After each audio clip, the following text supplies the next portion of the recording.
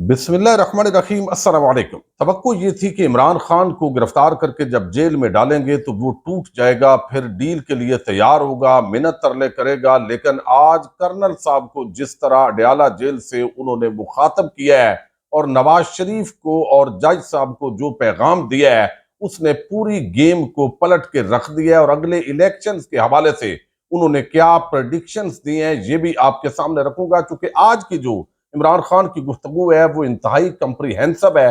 जो मुख्तलिफ मौज़ूआत पर उन्होंने आज सहाफ़ियों से की है, और जो 190 मिलियन पाउंड है वो आज फर्द जुर्म उसकी मौखर क्यों हुई है, इसकी कुछ तफसील भी आपके सामने रखनी है।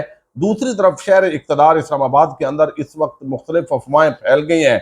आज कौमी सलामती कमेटी के इजलास का मुतवक्के जो आलामिया है उसने हलचल मचाई हुई है, और उससे पहले कुछ सहाफ़ी जो है उन्होंने कुछ ऐसी अफवाहें फैलाई हैं जो बेसिकली इलेक्शन के हवाले से बड़ा कुछ कह रही हैं। इस पर भी बात करेंगे। उम्मीद है आप समाप्त करेंगे और अपने कीमती फीडबैक से जरूर आगाह करेंगे। सबसे पहले तो मैं अपने तमाम जो नाजरीन हैं उनसे रिक्वेस्ट करूंगा, अगर चैनल को सब्सक्राइब नहीं किया तो आप चैनल को सब्सक्राइब कर लें, ताकि थोड़े से जो सब्सक्राइबर हैं वो रह गए हैं, ताकि 3 लाख का जो हदफ है वो मुकम्मल हो सके। अब जिस अंदाज के अंदर आज कुछ सहाफियों ने बात की है, चूंकि ईरान के साथ जब ये मामला बना है और साथ ही अफगानिस्तान का मामला भी है, फिर जो कश्मीर या जो भारत के साथ मामलात हैं, फौज की एक बड़ी तादाद चूंकि वहां पर लगी हुई है। इन हालात के अंदर इलेक्शन कमीशन ऑफ पाकिस्तान ने जो सिक्योरिटी के लिए पाक फौज के जो तादाद मांगी है, क्या वो दे पाएगी, और दीगर जो पुलिस के अंदर भी कमी है उस हवाले से भी बहुत सारा जो है वो प्रेडिक्शंस की जा रही हैं। लेकिन इस वक्त दो साफी हैं जिन्होंने जो है वो आज बड़ी बात की है, और इसकी वजह से ये तवक्को की जा रही है या अफवाहें फैलाई जा रही हैं, जो भी आप कह लें। बहरहाल 8 फरवरी को जो इंतखाबात होने जा रहे हैं, पहले तो उनकी जो क्रेडिबिलिटी है वो इंतखाबात की खत्म हो गई है। यानी आपने तहरीक इंसाफ से बल्ले का निशान भी ले लिया, लेकिन इसके बावजूद इतना घबराए हुए हैं, इतनी कांपें टांग रही हैं। ख्वाजा आसफ से लेकर मरियम नवाज सारे परेशान हैं कि जो हमने निशानात छीन लिए हैं, उसके बाद भी जहां सर्वे हो रहे हैं, जहां लोगों से सवाल हो रहा है, वो कह रहा है कि हम लोग कहते हैं कि हम उम्मीदवार को नहीं देखेंगे, बल्कि हम इमरान खान को वोट देंगे। अब इसके बाद जो है वो हालात ये हो चुके हैं कि अब कौमी सलामती कमेटी का आज इजलास है, और हफीजुल्लाह न्याजी आपको इल्म है जो है वो एक बड़े प्रोमिनेंट जर्नलिस्ट हैं। वो कहते हैं कि इलेक्शन लगता है इलेक्शन बढ़ गया।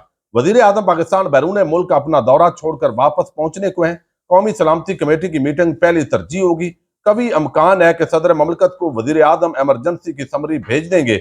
ऐसी सूरत में इलेक्शन का इनेकाद खतरे में पड़ जाएगा। तो ये आज जो है एमरजेंसी मेरे अजीज हम वतनों की जो सदा है वो एक साफी लगा रहा है, और दूसरे जो साफी हैं कामरान खान, जिनको एस्टेब्लिशमेंट का बड़ा करीबी समझा जाता है, ये उनकी ख्वाहिश है या वो माहौल साजी की कोशिश कर रहे हैं। उन्होंने भी कुछ इसी तरह की बात की है। कल जब नवाज शरीफ ने हाफजाबाद के अंदर तकरीर की, तो उस तकरीर के अंदर जो है उन्होंने बताया था कि किस तरह नवाज शरीफ कम लोग आए हैं, अगला जो जलसा है उनका वो मनसूख हो गया है। तो आज वो कहते हैं कि दाल में काला जारी है। ताज़ा तरीन पेशरफ्त में नवाज शरीफ साहब ने आज अपनी इलेक्शन कैंपेन के दूसरे जलसा जो खानेवाल में होना था, शरीक ही नहीं होंगे। कल उन्होंने हाफजाबाद में अपनी इलेक्शन कैंपेन की पहली तकरीर 10 मिनट में अचानक खत्म कर दी थी।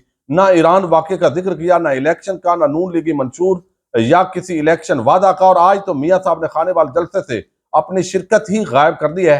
शायद मुंतजर है कि कौमी सलामती कमेटी आज शाम 8 फरवरी के इलेक्शन के हवाले से क्या फैसला करती है। तो यहां पर भी उन्होंने इस ख्वाहिश का भी इजहार किया कामरान खान ने। वो कहते हैं कि इलेक्शन मुलतवी करने होंगे। अब ये ख्वाहिश है। अब ये माहौल क्यों बनाया जा रहा है, ये आप सोचिएगा। इलेक्शन मुलतवी करने होंगे बगैर नामुमकिन नजर आता है कि मौजूदा हालात में कौमी सलामती कमेटी आज के खसूसी इजलास में लाखों फौजियों को सरहदों से हटाकर गली कूचों में लगाने की इजाजत दे। बड़ी मुश्किल है से आज कौम में मिसाली इत्तेहाद कायम हुआ है। कमाल हो गया है वैसे कामरान खान साहब, ये मिसाली इत्तेहाद हो गया अब कौम का। लेकिन आगे जो उन्होंने बात की है, मिसाली इत्तेहाद नजर आ रहा है। कैसे मुमकिन है कि अब हम सरहदों की इंतहाई कशीदा सूरत हाल के बावजूद हम अपने फौजियों से कहें कि वो गजब के मुतनाज़ इलेक्शन में मुतहारब सियासी जमातों को एक दूसरे गत्थम गत्थम होने से बचाएं। 10 साल की बदतरीन दहशत गर्दी की फिजा जारी है। दुश्मन पाकिस्तान में इंतशार चाहता है। SIFC के तहत इस्तेकाम में मईशत की हौसला अफजाई पेशरफ्त है, तहस नहस नहीं करना चाहिए। वक्त नहीं कि हम उनको इलेक्शन की जानब जाएं।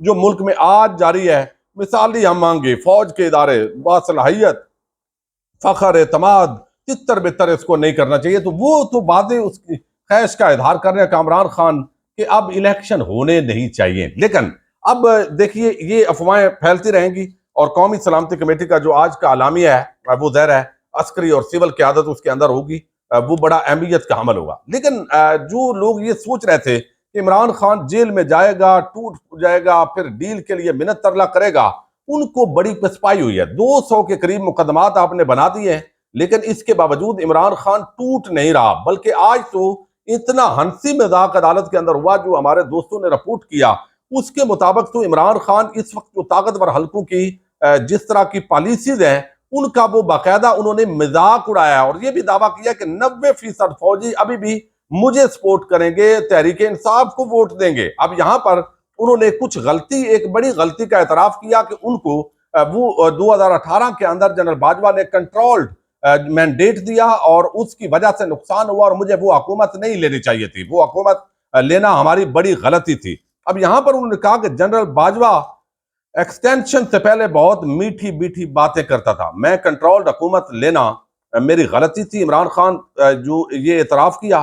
फिर उन्होंने कल आजम खान को थपकी दी, जो उनके खिलाफ बयान देने आए थे, तो उन्होंने थपकी वो कहते हैं इसलिए दी चूंकि उसने सच बोला, जो बयान था वो सच्चा बयान किया।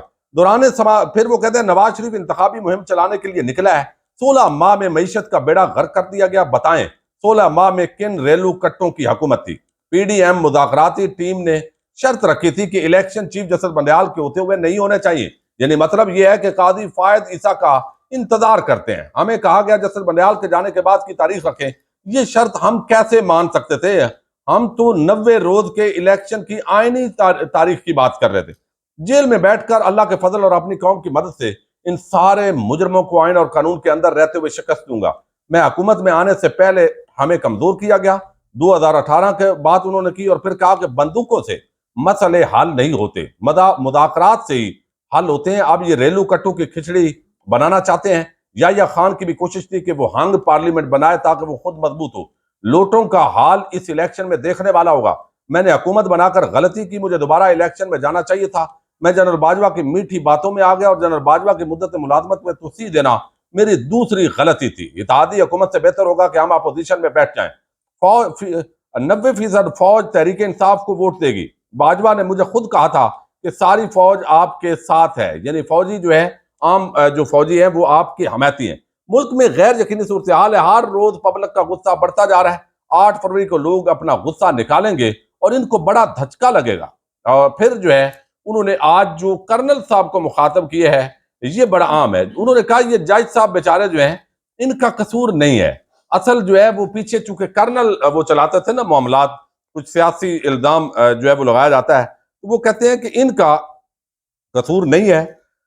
वकील चूंकि आज इमरान खान ने कानूनी टीम तब्दील की है इस केस के अंदर और इसकी वजह से 24 जनवरी तक इस समात को मुलतवी किया गया है और अब इस पर फर्द जुर्म आयद होगी। उन्होंने कहा जज साहब को कि मैं चूंकि ये कानूनी इस्तेलाहात हैं इनको नहीं समझ सकता, तो लिहाजा इस वजह से आप जो है मौजूदा इस सूरत हाल के अंदर वो कहते हैं कि वकील की गैर मौजूदगी में चार्ज कबूल ही नहीं करता। ये सब कुछ खलाई मखलूक कर्नल साहब जो देख रहे हैं वो करा रहे हैं। कर्नल साहब इमरान बोल रहा हूं। इमरान खान ने अदालत के अंदर सीसीटीवी कैमरे के सामने आकर उन्होंने कहा कर्नल साहब इमरान बोल रहा हूं। यानी आप देखिए एक शख्स को आपने कैद में डाला, 200 मुकदमात बनाए और वो जेल में जाके एंजॉय कर रहा है।